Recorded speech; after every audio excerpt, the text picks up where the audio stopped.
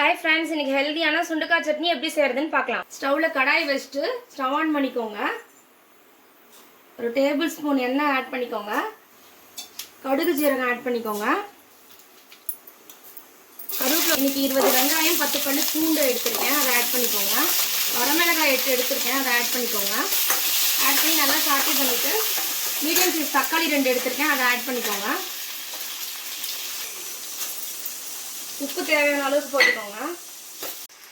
வெங்காயம் தக்காளி சாட்டே ஆனதுக்கப்புறமா இடிச்சு வச்சிருக்க சுண்டைக்காயை ஆட் பண்ணிக்கோங்க. சுண்டைக்காயை ஆட் பண்ணி நல்லா வதக்குங்க. சுண்டைக்காய் நல்லா சாட்டே ஆகிடுச்சு ஃப்ரெண்ட்ஸ். நான் ஒரு சின்ன எலுமிச்சம்பழம் அளவுக்கு புளி ஆட் பண்ணியிருக்கேன். அதுக்கப்புறம் ஒரு 1/2 கப் தேங்காய் ஆட் பண்ணியிருக்கேன். இந்த சுண்டைக்காய் சட்னிக்கு புளியும் மிளகாயும் கொஞ்சம் தூக்கலாக இருந்தால் ரொம்ப டேஸ்டியாக இருக்கும் ஃப்ரெண்ட்ஸ். இதை கம்ப்ளீட்டாக ஆற வச்சுட்டு நம்ம அரைச்சிக்கலாம்.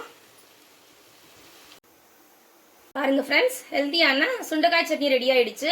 சுண்டைக்காய் சாப்பிடாத குழந்தைங்களுக்கு இந்த மாதிரி சட்னி செஞ்சு கொடுங்க. இந்த வீடியோ உங்களுக்கு பிடிச்சிருந்தா உங்கள் ஃப்ரெண்ட்ஸ் அண்ட் ஃபேமிலிக்கு ஷேர் பண்ணுங்க, லைக் பண்ணுங்க.